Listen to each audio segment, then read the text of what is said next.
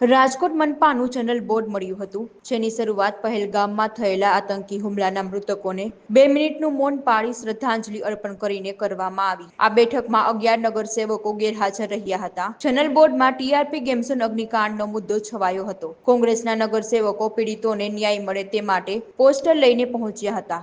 જોકે વિજિલન્સના સ્ટાફ દ્વારા તેમના પોસ્ટરો છીનવી લેવામાં આવ્યા। કોંગ્રેસે અગાઉ ત્રિકોણબાગ ખાતે વિરોધ નોંધાવ્યા બાદ જનરલ બોર્ડમાં પ્રવેશ કર્યો હતો।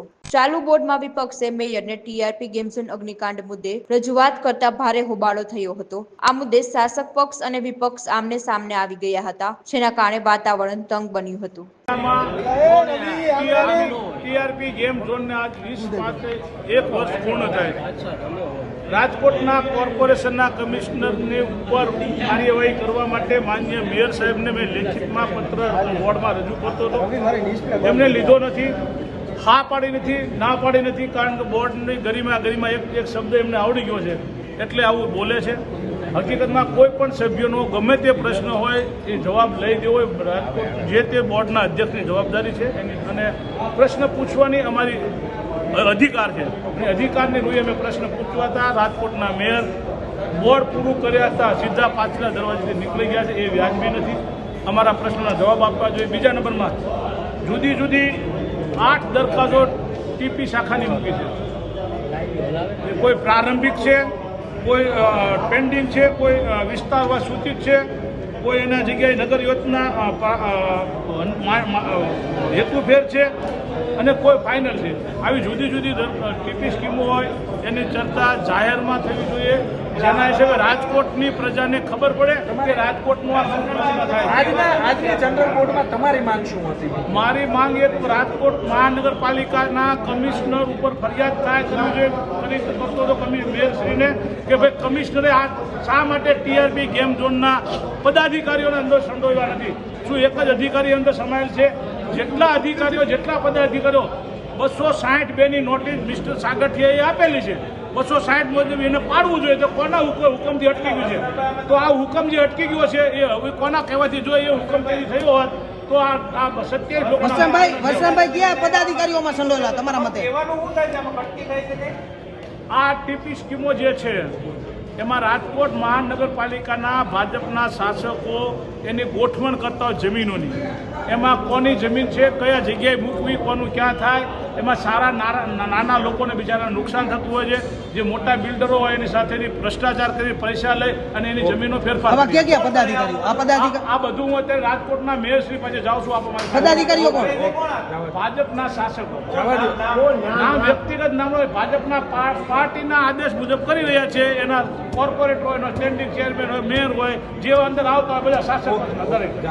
રાજકોટ મહાનગરપાલિકાનું જનરલ બોર્ડ દર 2 મહિને મળતું હોય છે। તે બોર્ડ આજે 20 તારીખે રાજકોટ મહાનગરપાલિકાનું આ જનરલ બોર્ડ મળેલું હતું। તેમાં ભાજપના 13 કોર્પોરેટર, કોંગ્રેસના 3 કોર્પોરેટર, એમ કુલ 16 કોર્પોરેટરે પોતાના 30 પ્રશ્નોની રજૂઆત કરેલી હતી। તેમાં પહેલો પ્રશ્ન વોર્ડ નંબર 5ના કોર્પોરેટર રસીલાબેન સાકરિયાનો હોય, તે પ્રશ્ન ચાલુ હતો। તેની જવાબ દેવાની કમિશનર સાહેબ તૈયારી હોય અને તેનો જવાબ ચાલુ પણ હતો, પણ જ્યારે કોંગ્રેસને પોતાના પ્રશ્નની રજૂઆત, પહેલા પ્રશ્ન ચાલુ હોય અને પોતાના પ્રશ્નની રજૂઆત વચ્ચે હલ્લાબોલા કરીને કરેલી હતી। કમિશનર સાહેબ અને મેયરની ઓફિસની અંદર ક્યારેય પણ રજૂઆત કરવા માટે પોતે આવેલા નથી। સ્વાભાવિક છે, જે તે પોતાના વિસ્તારના કોર્પોરેટર હોય તો તેના પ્રશ્નનું જે પણ સોલ્યુશન હોય તે અહીંથી અમે કરેલું છે। 15 નંબર વોર્ડની અંદર પણ અમે કામગીરી, રાજકોટનો એ વોર્ડની અંદર પણ કામગીરી કરેલી છે। હલ્લાબોલા કરવો એનો સ્વભાવ છે, સ્વાભાવિક રીતે। એટલે તો આપણે જોઈ છીએ કે અત્યારે કોંગ્રેસ છે મૃતપાય અવસ્થામાં છે। પ્રજાનું કામ કરવું હોય અને પ્રજાની સાથે આપણે રહેવું હોય તો આવા કોઈ જનરલ બોર્ડની ગરિમા જાળવી અને ચાલુ બોર્ડની અંદર આવા હલ્લાબોલા ન કરવા જોઈએ। વસરામભાઈ સાગઠે જ્યારે પોતે પ્રશ્નની રજૂઆત જનરલ બોર્ડની અંદર કરી, પણ ક્યારેય ઓફિસે એ લોકો પ્રશ્નની રજૂઆત કરવા માટે આવેલા નથી। તેની કાર્યવાહી ચાલુ પણ છે। સ્વાભાવિક રીતે જે લોકો મૃત્યુ પામ્યા છે તેનું દુઃખ મને પણ છે, તેમજ રાજકોટની જનતાને પણ છે. તેની કાર્યવાહી હજી સુધી ચાલુ છે અને તેના પ્રશ્નના જ્યાં સુધી સોલ્યુશન ન થાય ત્યાં સુધી એ પ્રશ્નની રજૂઆત જે પણ લોકો કરવા ઈચ્છે છે એને ઓફિસની અંદર, કમિશનર વિભાગની અંદર પણ કરી શકે છે.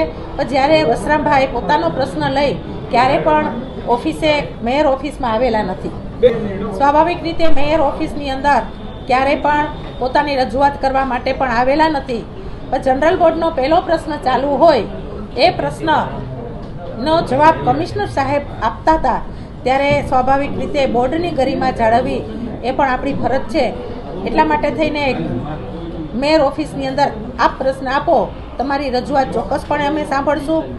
એ રજૂઆત એને બોર્ડની અંદર જ્યારે હલ્લાબોલાથી કરેલી હતી, પણ એ ઓફિસની અંદર ખરેખર એને આવવું જોઈએ. તો એ પ્રશ્ન એનો શું છે, બધા પ્રશ્ન સાંભળીએ, એનો પ્રશ્ન પણ અમે સાંભળીશું. એની પણ તપાસ ચાલુ કરાવશું. જે કોઈ ભ્રષ્ટાચારી કરતો હશે એને પણ સજા આપવામાં તો આવશે. આમાં આજે ટીઆરપી અગ્નિકાંડ થયું તેમાં માત્ર મનસુખ સાગઠી એક જ જવાબદાર છે, એના ઉપરના પણ એની પણ તપાસ કરવામાં આવશે. જે પણ જવાબદાર અધિકારીના નામ ખુલશે એને પણ સજા કરવામાં આવશે.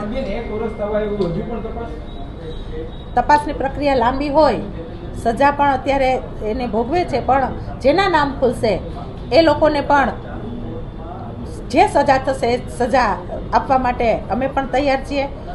પણ આ પ્રક્રિયા હજી કોર્ટ મેટર ચાલુ હોય, જેના નામ ખુલશે એને પણ સજા કરવામાં આવશે.